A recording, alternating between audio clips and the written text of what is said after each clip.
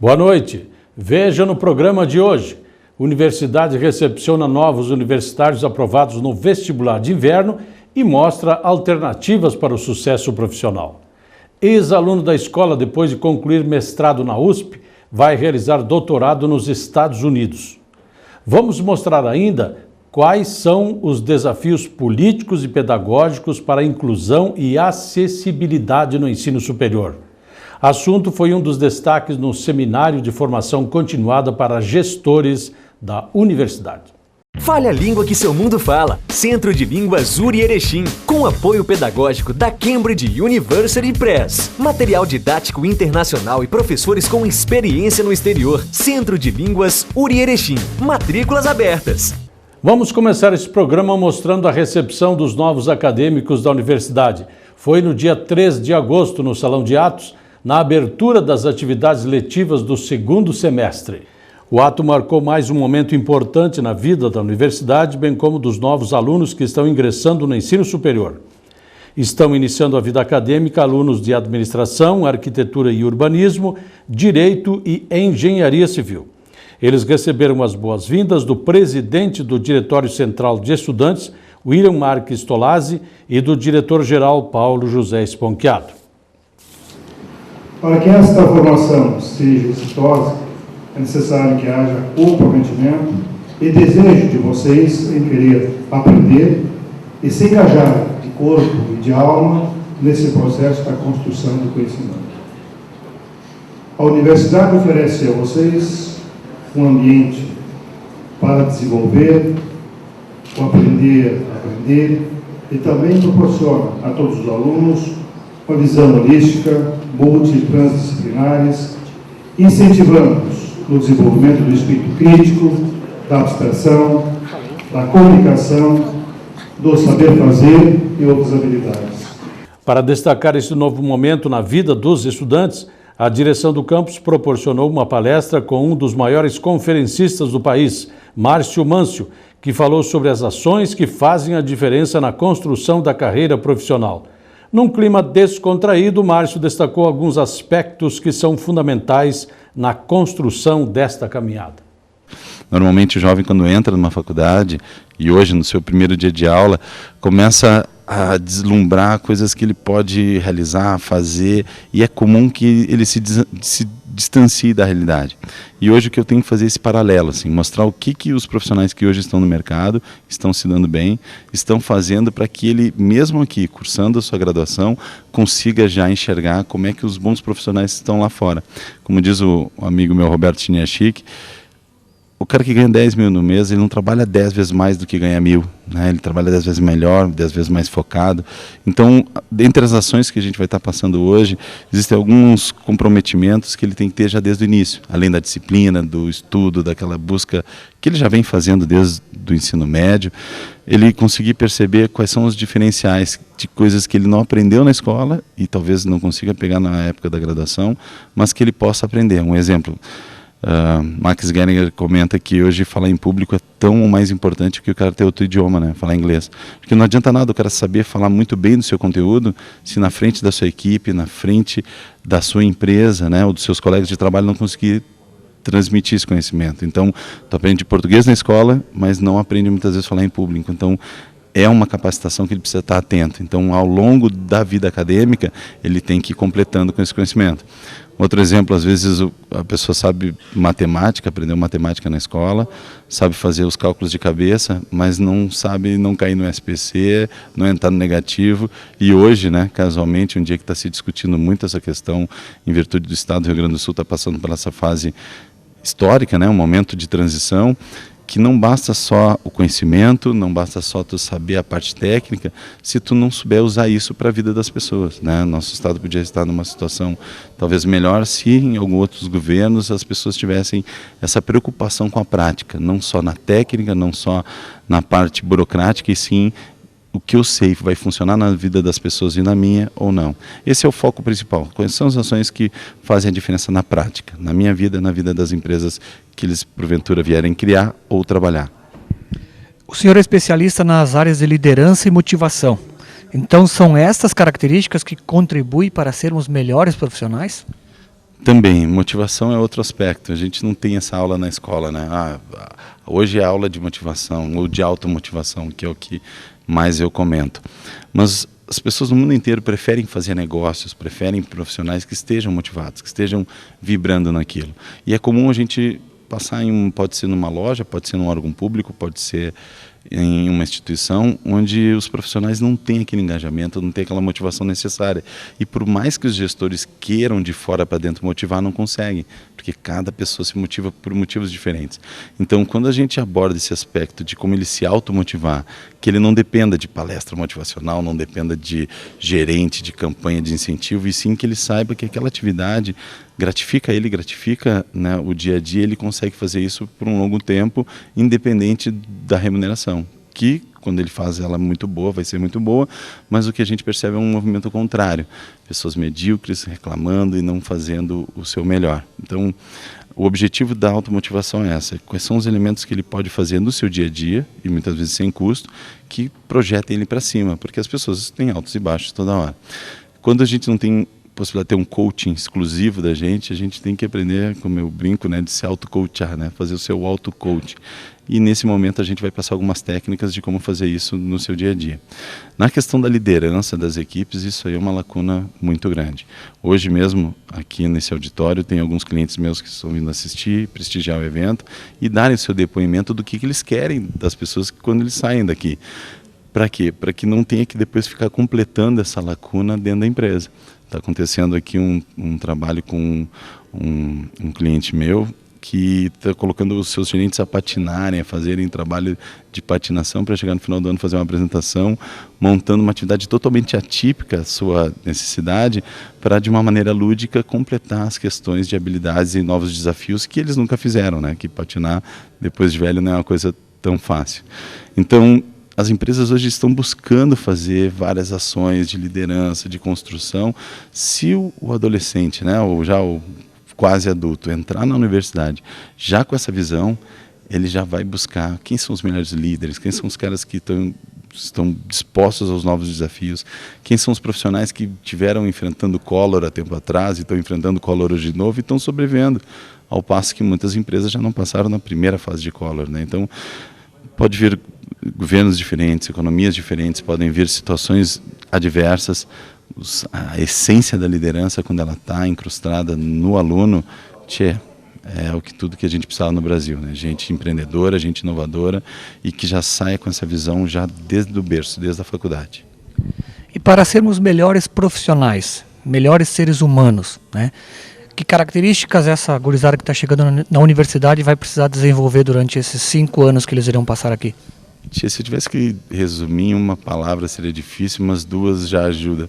Acho que humildade e gratidão, né? Se eles perceberem, muitos dos alunos que estão aqui, que ele vai ser o primeiro diploma da família dele, que o pai e a mãe não se formaram, né? E quando eu pergunto isso numa plateia de, que nem hoje, sei lá, 400, 500 pessoas, mais da metade, quando se formar, vai ter sido o primeiro diploma. O pai e a mãe não tiveram essa chance. Então, se ele tem essa gratidão do sacrifício que foi para ele poder estar aqui, ele já começa a dar mais valor. Ele não leva mais a faculdade ou as cadeiras ou de maneira leviana ou sem preocupação. Quando a gente percebe que tem um grupo de pessoas, não só nossos familiares, mas uma estrutura inteira, projetando uma oportunidade na nossa vida, esse pessoal que tem gratidão, eles agarram. Né? Eles não tem dia de chuva que vai abater ele para vir para uma aula. E a questão da humildade, cara, do cara querer sempre aprender, sair daqui continuando, né? Isso nunca para.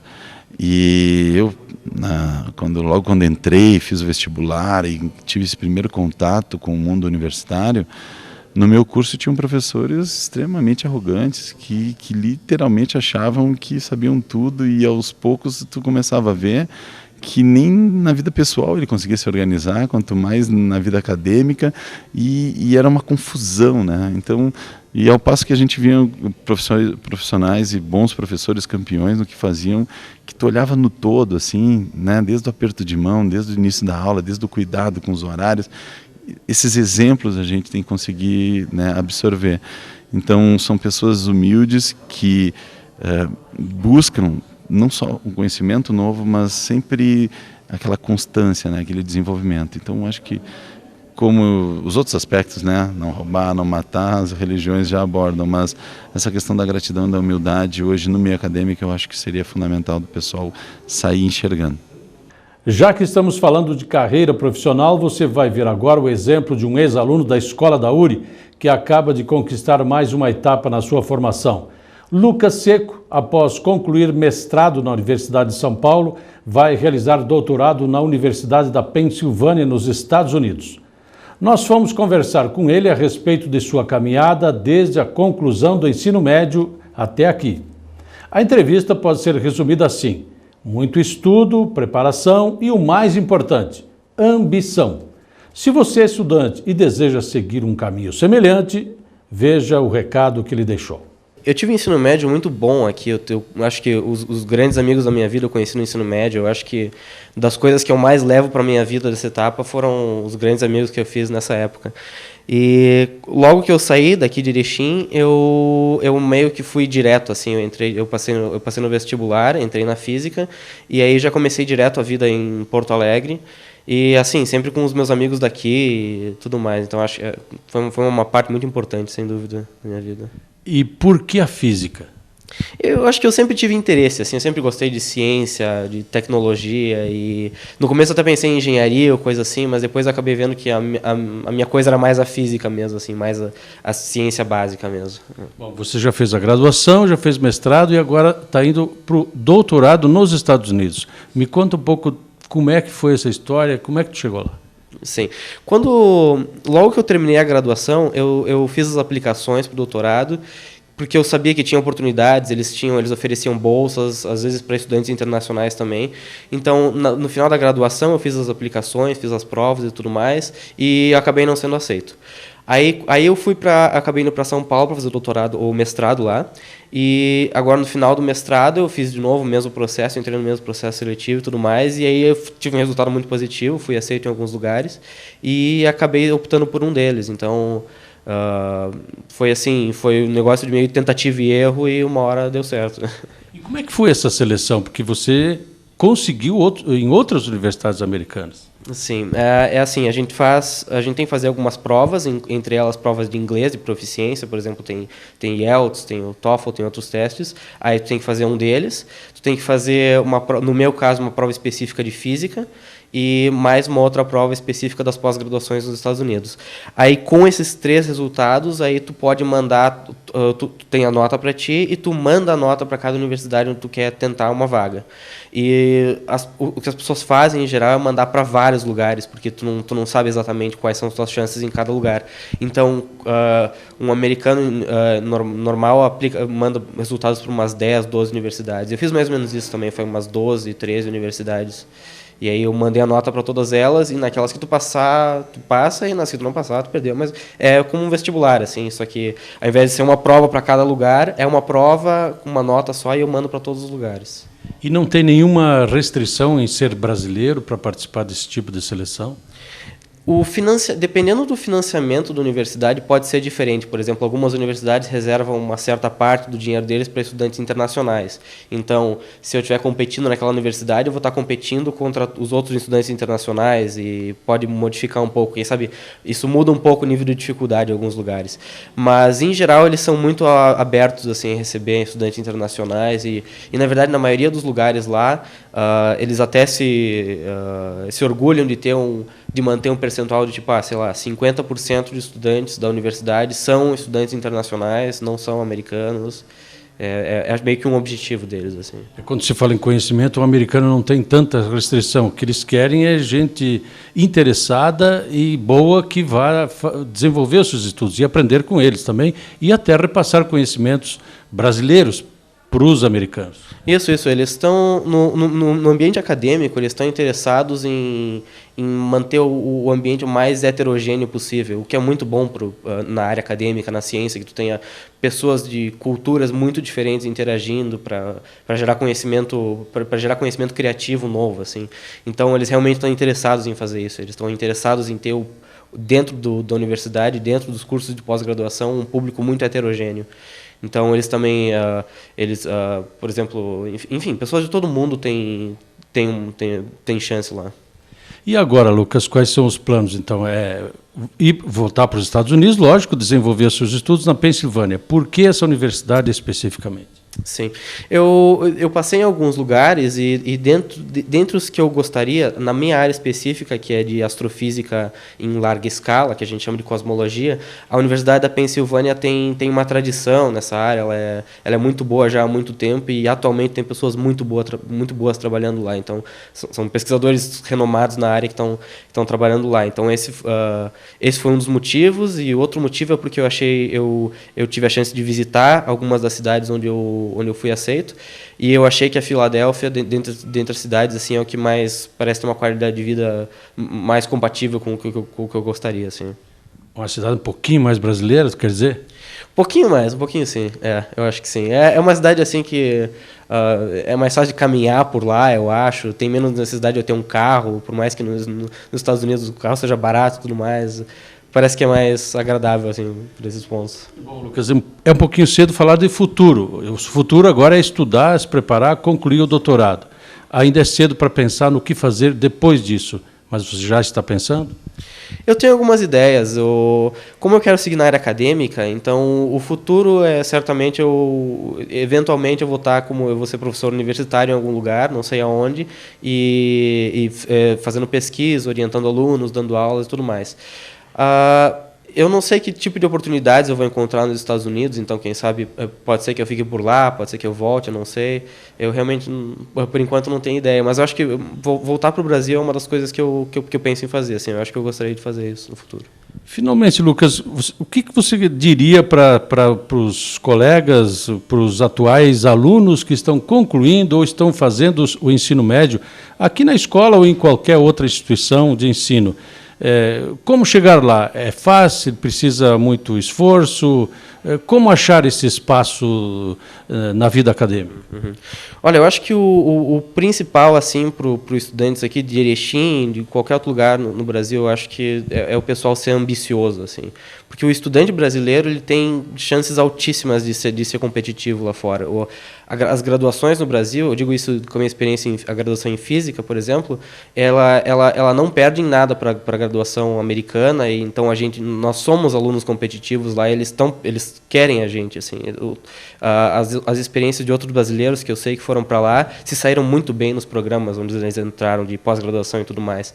Então, eu acho que assim o principal para os alunos daqui, principalmente os mais jovens, é que sejam ambiciosos, assim, que as coisas não são realmente, não dá para dizer que é difícil, que é impossível, assim. Só precisa de trabalho duro, só precisa de preparação por um longo tempo. Mas uma vez dado isso, assim, os alunos daqui não perdem em nada para alunos de outros lugares e certamente tem uma boa chance. Só precisa ter aquela garra de trabalhar duro, assim. Voltamos em instantes para falar do Seminário de Formação Continuada para Gestores da URI. Evento reuniu as principais lideranças da universidade e teve ainda show de patinação com os reis das rodas. Fale a língua que seu mundo fala. Centro de Línguas URI Erechim, com apoio pedagógico da Cambridge University Press. Material didático internacional e professores com experiência no exterior. Centro de Línguas URI Erechim. Matrículas abertas.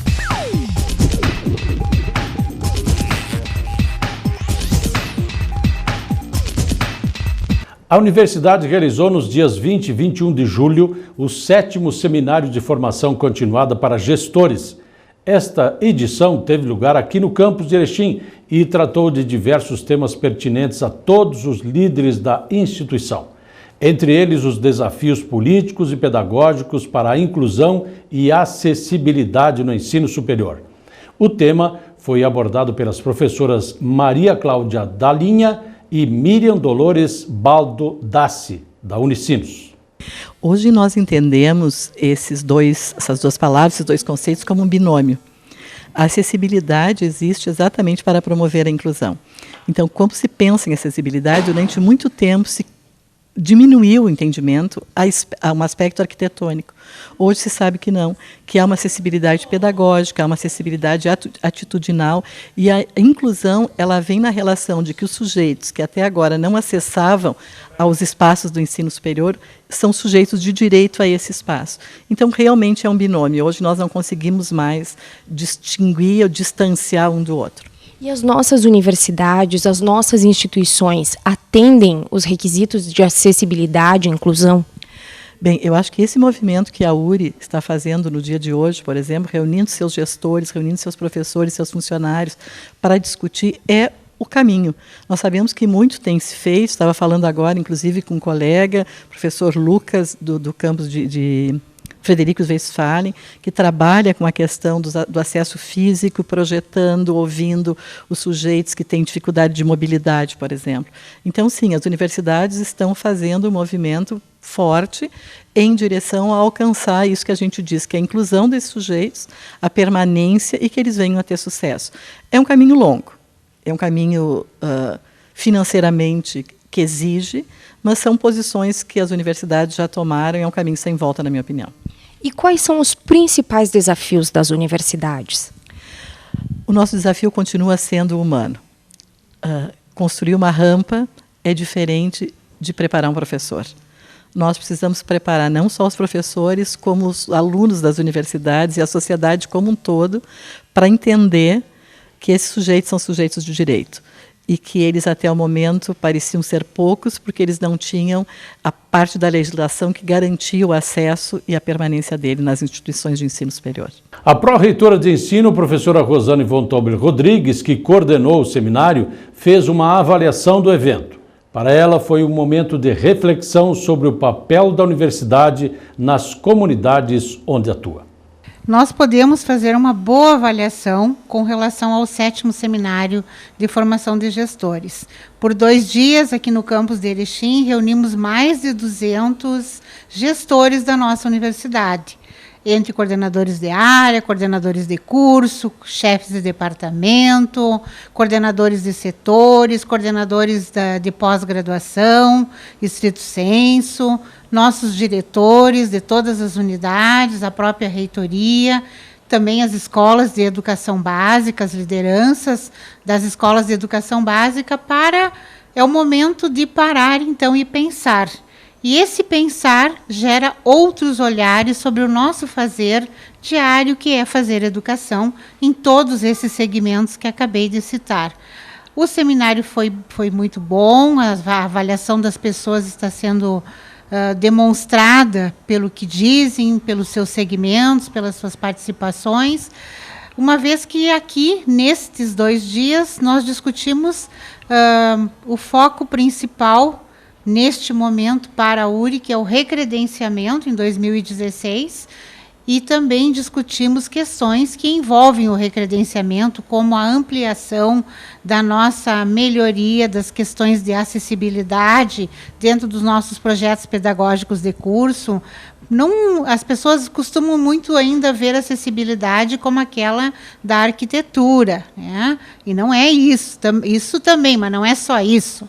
É também a acessibilidade atitudinal dentro de cada curso. O que é que nós estamos fazendo para melhorar, vamos dizer assim, o atendimento a todos os processos cognitivos necessários para os nossos alunos aprenderem. Eles vêm aqui buscar uma formação, uma carreira profissional. Então, é um seminário assim, muito importante, porque cada ano é numa das nossas unidades, todos se movimentam, chegam com os ônibus, passam 2 dias juntos. É também uma grande oportunidade de integração, é também uma oportunidade de valorização da cultura universitária. Então, cada campus, quando é o anfitrião, ele prepara-se e espera os outros campos com algo diferente. Vejam que vocês aqui no campus de Erechim esperaram a todos com uma belíssima exposição de obras de arte em óleo sobre tela desde a entrada, uma exposição de brinquedos e jogos também para reconstruir o imaginário do ser humano. Depois ampliaram isso oferecendo um show do Rei das Rodas, que é algo que marca a identidade de Erechim. Isso também instiga o nosso professor, o nosso técnico administrativo a pensar, realmente eu trabalho numa universidade, ela é diferente, ela é diferenciada por ser URI, por ser comunitária, por ser integrada e por ser multicamp. O Seminário de Formação Continuada para Gestores contou também com uma atração cultural, um show com o grupo de patinação Os Reis das Rodas, que foi visto por todos os participantes do evento.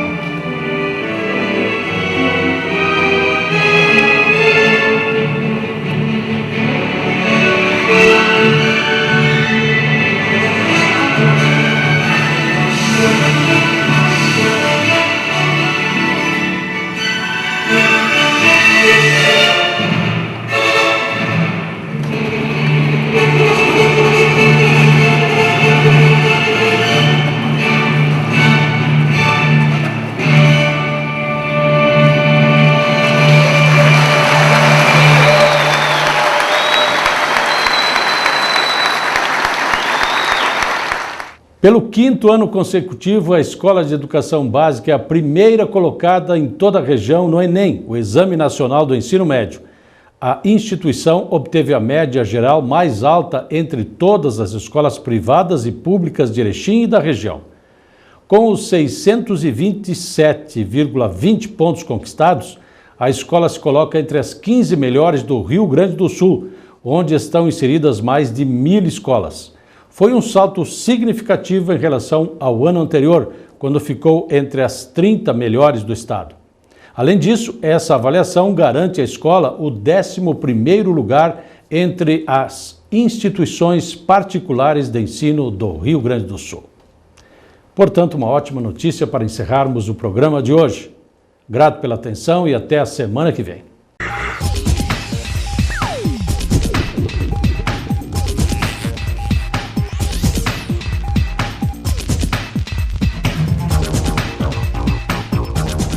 Durante toda a sua vida, você pensa em seus filhos e para que eles desenvolvam o seu potencial desde os primeiros anos, é você que escolhe a escola e o método de ensino. Escola de Educação Básica URI Erechim. Trabalho pedagógico com ambientes integrados. Professores com formação específica para cada nível de ensino. Atividades extracurriculares. Pelo 4º ano consecutivo, primeiro lugar do Enem em toda a região e entre as 30 melhores escolas do Rio Grande do Sul. Escola de Educação Básica URI Erechim. Escola para a vida.